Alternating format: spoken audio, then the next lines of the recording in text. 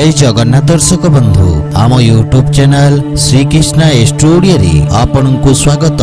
बंधुगण आज आमे जानिबा 14 जुलाई 2020 मंगलवार दिनर द्वादश राशिर राशिफल विषय रे। एही दैनिक राशिफल चंद्रंक गोचर गणना को नहीं आधारित एवं चंद्रंक गोचर गणना आम जीवन रे बहुत प्रभाव पकई थाए। तो आसंतु सर्वप्रथमे जानिबा आजिर तिथि राशि नक्षत्र विषय रे। आज होउची श्रावण कृष्ण पक्ष नवमी रात्र 8 घंटा 25 मिनिट गते दशमी। आज अश्विनी नक्षत्र दिवा 2 घंटा 7 मिनिट गते द्विजा नक्षत्र। आज मकर चंद्र ओहरात्र। आजिर शुभ बेला प्रातः 5 घंटा 20 मिनिट रु 7 घंटा पर्यंत। आजिर सूर्योदय प्रातः 5 घंटा 20 मिनिट। आजिर सूर्यास्त संध्या 6 घंटा 39 मिनिट। आजिर पर्व होउची स्वामी शिवानंदଙ୍କ महासमाधि दिवस। आज नवजात शिशुर मेष राशि। आज दिनर शुभ पई जप ओम भौमाय नमः। तो बंधुगण आसंतु जानिबा आजिर द्वादश राशिर राशिफल विषय रे। ता पूर्वरु आम चैनल को जो माने नुआ करी आछंती तळे थिबा लाल रंगर सब्सक्राइब बटन को दबाई आम चैनल को सब्सक्राइब करंतु ओ पाखरी थिबा घंटी बटन को दबाई ऑल रे सिलेक्ट करंतु काहे कि ना आमे अपलोड करिथिबा प्रत्येक वीडियो रो नोटिफिकेशन सर्वप्रथमे पाई परिबे। तो प्रथमे जानिबा मेष राशि विषय रे। आपनक राशि स्थान रु चंद्रदेवंक गोचर आपनक बहिर्मुखी तथा चिंता मुक्ति व्यक्तित्व कारणरू आपनक लोकप्रियता रे वृद्धि हेबो। आपनक समस्त अटकी रहितवा कार्य रे गति आसीब एवं आत्मविश्वास रे वृद्धि घटिबो। सामाजिक क्षेत्र रे आपनक ख्यातिर विस्तार हेबो। निज अनुभवर सहयोग रु व्यापारिक समस्यार समाधान खोजिबारे सफल हेबे। उच्च अधिकारी आपनक प्रदर्शन रे प्रभावित हेबे। छात्र छात्रींक प्रदर्शन रे सकारात्मक वृद्धि आसीब। कुटुंब रे आपनक एक नुआ परिचय सृष्टि हेबो। छोट भाई भौणी आपनक अनुसरण करिवे। पितांक सहित संपर्क रे प्रगाढ़ता आसीब एवं जीवन साथी आपनक व्यक्तित्व रे प्रभावित हेबे। प्रेम जीवन रे मधुरता लागि रहिबो। आर्थिक पक्ष मजबूत हेबो। पूर्वरु देइथिबा बकेया अर्थ आज आपण फेरी पाइबे। पुराना स्वास्थ्य समस्या रु मुक्ति मिलिबो किंतु स्वास्थ्य नियमर पूर्ण पालन करंतु। आज आपण शिवलिंग रे जलाभिषेक करंतु शुभ फल पाइबे। आपनक पई शुभ रंग नील और शुभ संख्या 8। आसंतु जानिबा वृष राशि विषय रे। आपनक राशि रु द्वादश भाव रे चंद्रदेवंक गोचर कारणरू चाकरी एवं व्यवसाय क्षेत्र रे किछि अनावश्यक व्यवधान उत्पन्न हेब। अधिकारींक सहित वाद विवाद रु दूरे रुहंतु। रोजगार रे परिवर्तन पई समय शुभ नुहे। अनावश्यक खर्च रे मध्य वृद्धि घटिब। व्यापार रे हानिर संभावना रहिछि। विद्यार्थी माननकु निज लक्ष्य प्राप्त करिबारे संघर्ष करिबाकु पड़िब। धैर्यवान तथा एकाग्र चित्त हुई निज कर्तव्य को निर्वाहन करिवे। माता पितांक सहयोग रु समस्त समस्यार समाधान प्राप्त करिवे। पारिवारिक खर्च रे वृद्धि आपनकु मानसिक चिंतित करिब। संतानक भविष्यत तथा जीवन साथींक सहित संपर्क को नहीं चिंतित रहिबे। प्रेम संबंध रे किछि समस्या देखा देई पारे सेति पई वाणी और क्रोध रे नियंत्रण रखंतु। आर्थिक स्थिति दुर्बल रहिब। आयर नुआ स्रोत रे ध्यान केंद्रित करिवार आवश्यक रहिछि। स्वास्थ्य अवस्था मध्यम रहिब। आज आपण ओम हं हनुमते नमः मंत्र जप करंतु शुभ फल पाइबे। आपनक पई शुभ रंग कमला और शुभ संख्या 5। आसंतु जानिबा मिथुन राशि विषय रे। आपनक एकादश भाव रे चंद्रदेवंक गोचर अप्रत्याशित लाभर स्थिति उत्पन्न करिवे। सेति पई एही समयर पूर्ण लाभ उठाइबार प्रयास करंतु। व्यवसाय रे रिस्क नहीं पारंती काहे कि ना भाग्य आपनक सपक्ष रे रहिछि। व्यवसाय रे स्थिति उत्तम हेबाकु लागिबो। किछि अनुभवी व्यक्तिंक सहित साक्षात करि पारंती। बड़ भाईंक सहयोग बा मार्गदर्शन प्राप्ति हेब। पारिवारिक वातावरण सुखद रहिब। जीवन साथींक सहित उत्तम समय व्यतीत करिवे एवं विदेशरू किछि शुभ समाचार मिलिबारु मन प्रसन्न रहिब। ପିତାଙ୍କ ପୂର୍ଣ୍ଣ ସହଯୋଗ ଆପଣଙ୍କ ସହିତ ରହିବ। ପ୍ରେମ ଜୀବନରେ ନୂଆ ଊର୍ଜାର ସଞ୍ଚାର ହେବ। ଲାଭର ସ୍ଥିତି ଉତ୍ତମ ରହିଛି ଏବଂ ଆର୍ଥିକ ସ୍ଥିତି ସୁଦୃଢ଼ ହେବାକୁ ଲାଗିବ। ବକେୟା ଦେଇଥିବା ଅର୍ଥ ଫେରି ପାଇବେ, କିନ୍ତୁ ସ୍ୱାସ୍ଥ୍ୟାବସ୍ଥାର ବିଶେଷ ଧ୍ୟାନ ରଖନ୍ତୁ ଏବଂ କୌଣସି ପ୍ରକାର ଯାତ୍ରାରୁ ଦୂରେଇ ରୁହନ୍ତୁ। ଆଜି ଆପଣ ଗୋମାତାଙ୍କୁ ଖାଇବାକୁ ଦିଅନ୍ତୁ, ଶୁଭ ଫଳ ପାଇବେ। ଆପଣଙ୍କ ପାଇଁ ଶୁଭ ରଙ୍ଗ ଆକାଶୀ ଓ ଶୁଭ ସଂଖ୍ୟା 6। ଆସନ୍ତୁ ଜାଣିବା କର୍କଟ ରାଶି ବିଷୟରେ। ଆଜି ଆପଣଙ୍କ ଦଶମ ସ୍ଥାନରେ ଚନ୍ଦ୍ରଦେବଙ୍କ ଗୋଚର ସମସ୍ତ ପ୍ରକାର ବ୍ୟବସାୟୀଙ୍କ ପାଇଁ ଉତ୍ତମ ସିଦ୍ଧ ହେବ। ଅଧିକାରୀ ବର୍ଗରୁ ଆପଣଙ୍କୁ ପୂର୍ଣ୍ଣ ସହଯୋଗ ପ୍ରାପ୍ତି ହେବ। ସଞ୍ଚାର ସମ୍ବନ୍ଧୀୟ କ୍ଷେତ୍ରରେ ଜଡ଼ିତ ବ୍ୟବସାୟୀଙ୍କ ପାଇଁ ଆୟର ନୂଆ ସ୍ରୋତ ଉତ୍ପନ୍ନ ହେବ। ଲମ୍ବିତ କାର୍ଯ୍ୟକୁ ପୂର୍ଣ୍ଣ କରିବାର ସମୟ। କାର୍ଯ୍ୟକ୍ଷେତ୍ରରେ ଉନ୍ନତି ସହିତ ପଦ ଓ ଗାରିମାରେ ମଧ୍ୟ ବୃଦ୍ଧି ହେବ। ସାମାଜିକ ପ୍ରତିଷ୍ଠାରେ ବୃଦ୍ଧି ଘଟିବ। ଜୀବନ ସାଥୀଙ୍କ ପୂର୍ଣ୍ଣ ସହଯୋଗ ବା ସମସ୍ତ କାର୍ଯ୍ୟରେ ସମର୍ଥନ ପ୍ରାପ୍ତି ହେବ। ପିତାଙ୍କ ମାର୍ଗଦର୍ଶନ ଆପଣଙ୍କ ପାଇଁ ବିଶେଷ ରୂପରେ ସହାୟକ ହେବ। କୌଣସି ନୂଆ ପରିଯୋଜନାର ପ୍ରାରମ୍ଭ ହେବ ଏବଂ ଭାବନାତ୍ମକ ସନ୍ତୁଷ୍ଟି ପ୍ରାପ୍ତ କରିବେ। ଯେକୌଣସି ବାଦ ବିବାଦରେ ସ୍ଥିତି ଆପଣଙ୍କ ସପକ୍ଷରେ ରହିବ। ଆପଣ ନିଜ ବାଣୀରେ ସମସ୍ତଙ୍କୁ ସନ୍ତୁଷ୍ଟ କରିବେ ଏବଂ ଆର୍ଥିକ ଲାଭ ମଧ୍ୟ ମିଳିବ। ନଗଦ ସମସ୍ୟାର ସମାଧାନ ହେବ।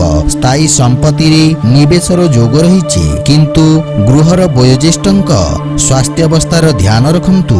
ଆଜି ଆପଣ ଶ୍ରୀ ଲକ୍ଷ୍ମୀ ନାରାୟଣଙ୍କ ଉପାସନା କରନ୍ତୁ, ଶୁଭ ଫଳ ପାଇବେ।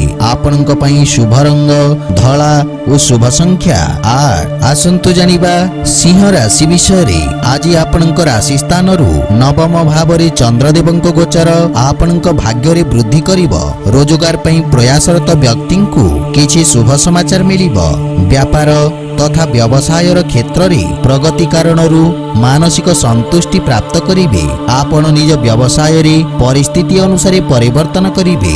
ଭବିଷ୍ୟତ ଯୋଜନା ହେତୁ କ୍ଷେତ୍ର ବିଶେଷ ବିଶେଷଜ୍ଞଙ୍କ ପରାମର୍ଶ ସହାୟକ ସିଦ୍ଧ ହେବ।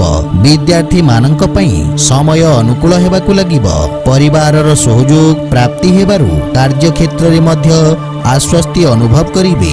ସମ୍ପର୍କରେ ଦେଖାଦେଉଥିବା କଠୋରତା ଦୂର ହେବ ଏବଂ ମାନସିକ ଚିନ୍ତାରୁ ମୁକ୍ତି ମିଳିବ। ପୂର୍ବରୁ ଚାଲି ଆସୁଥିବା ସମସ୍ୟାର ସମାଧାନ କରିବେ ଏବଂ ଛୋଟ ଭାଇ ଭଉଣୀଙ୍କ ସହଯୋଗ ପ୍ରାପ୍ତି ହେବ।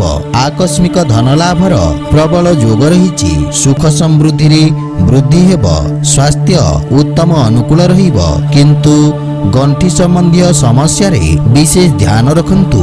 ଆଜି ଆପଣ ଶ୍ରୀ ରାଧାକୃଷ୍ଣଙ୍କୁ ତୁଳସୀ ଦଳ ଅର୍ପଣ କରନ୍ତୁ, ଶୁଭ ଫଳ ପାଇବେ। ଆପଣଙ୍କ ପାଇଁ ଶୁଭ ରଙ୍ଗ କଳା ଓ ଶୁଭ ସଂଖ୍ୟା 7। ଆସନ୍ତୁ ଜାଣିବା କନ୍ୟା ରାଶି ବିଷୟରେ। ଆପଣଙ୍କ ରାଶି ସ୍ଥାନରୁ ଅଷ୍ଟମ ଭାବରେ ଚନ୍ଦ୍ରଦେବଙ୍କ ଗୋଚର ଆପଣଙ୍କୁ ଆର୍ଥିକ ଚିନ୍ତାର ସ୍ଥିତି ଉତ୍ପନ୍ନ କରିବ। କାର୍ଯ୍ୟକ୍ଷେତ୍ରରେ ଅସାମଞ୍ଜସ୍ୟ ସ୍ଥିତି ଉତ୍ପନ୍ନ ହେବ। କାର୍ଯ୍ୟର ଅଧିକତା ବା ବ୍ୟବସାୟିକ ଧାଁ ଧୌଡ଼ା ମାନସିକ ଚିନ୍ତାର କାରଣ ହେବ। କୌଣସି ବିଶ୍ୱାସୀ ପାତ୍ର ବ୍ୟକ୍ତିଙ୍କ ସହଯୋଗ ଆପଣଙ୍କ ପାଇଁ ସହାୟକ ହେବ। ଛାତ୍ରଛାତ୍ରୀମାନଙ୍କୁ ନିଜ ଲକ୍ଷ୍ୟ ପ୍ରାପ୍ତ କରିବା ପାଇଁ ଅଧିକ ଏକାଗ୍ରତାର ଆବଶ୍ୟକ ରହିଛି। ଅନାବଶ୍ୟକ ଖର୍ଚ୍ଚକୁ ନିୟନ୍ତ୍ରଣ କରନ୍ତୁ। ପରିବାର ସଦସ୍ୟ ଆପଣଙ୍କୁ ଯଥାସମ୍ଭବ ସାହାଯ୍ୟ କରିବେ, କିନ୍ତୁ ଦୈନିକ ଦିନଚର୍ଯ୍ୟାରେ ବ୍ୟବଧାନର ସମ୍ଭାବନା ରହିଛି। ଭାଇ ଭଉଣୀଙ୍କ ସମ୍ପର୍କରେ ସାମାନ୍ୟ ସମସ୍ୟା ଦେଖାଦେଇପାରେ। ପିତାଙ୍କ ସହିତ ସମ୍ପର୍କ ଏବଂ ତାଙ୍କ ସ୍ୱାସ୍ଥ୍ୟାବସ୍ଥାର ବିଶେଷ ଧ୍ୟାନ ରଖନ୍ତୁ। ପ୍ରେମ ଜୀବନରେ ପରସ୍ପର ଭାବନାକୁ ସମ୍ମାନ କରିବା ଦ୍ୱାରା ସମ୍ପର୍କରେ ଘନିଷ୍ଠତା ଆସିବ। ଅନାବଶ୍ୟକ ଅର୍ଥ ଦେବା ନେବାରୁ ଦୂରେଇ ରୁହନ୍ତୁ। କୌଣସି ପ୍ରକାର ନିବେଶରୁ ମଧ୍ୟ ଆପଣଙ୍କୁ ଦୂରେଇ ରହିବା ଉଚିତ। ମାନସିକ ଚିନ୍ତା ସ୍ୱାସ୍ଥ୍ୟାବସ୍ଥାକୁ ପ୍ରଭାବିତ କରିବ। ଆଜି ଆପଣ ମହାମୃତ୍ୟୁଞ୍ଜୟ ମନ୍ତ୍ରର ପାଠ କରନ୍ତୁ, ଶୁଭ ଫଳ ପାଇବେ। ଆପଣଙ୍କ ପାଇଁ ଶୁଭ ରଙ୍ଗ ଲାଲ ଓ ଶୁଭ ସଂଖ୍ୟା 4। ଆସନ୍ତୁ ଜାଣିବା ତୁଳା ରାଶି ବିଷୟରେ।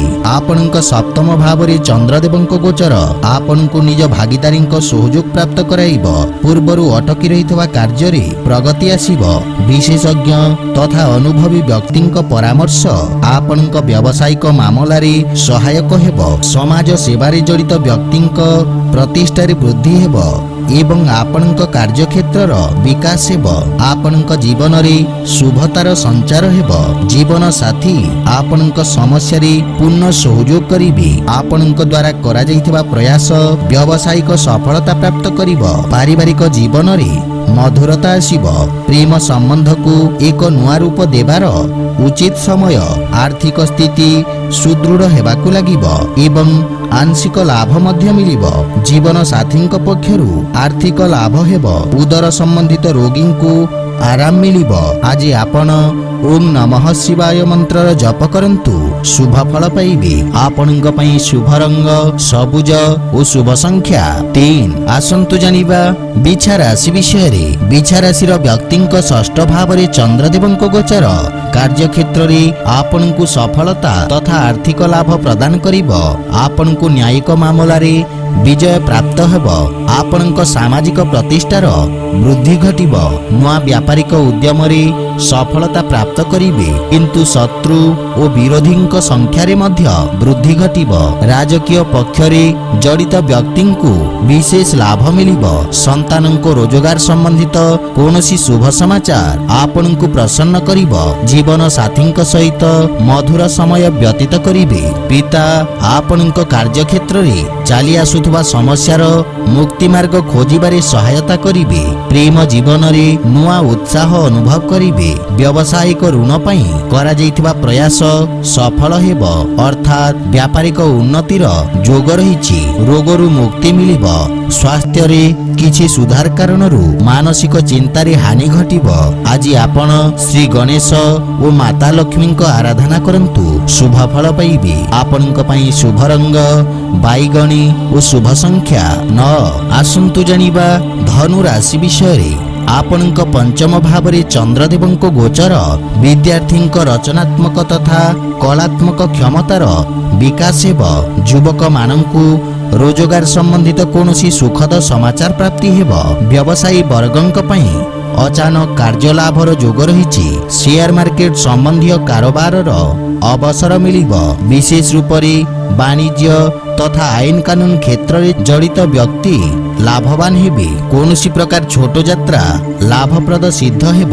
ମାତା ପିତାଙ୍କ ସେବାର ଅବସର ପ୍ରାପ୍ତି ହେବ ଏବଂ ତାଙ୍କ ଆଶୀର୍ବାଦରୁ ଆପଣଙ୍କୁ ସମସ୍ତ କାର୍ଯ୍ୟରେ ସଫଳତା ମିଳିବ। ଭାଇମାନଙ୍କ ସହଯୋଗ ପ୍ରାପ୍ତି ହେବ।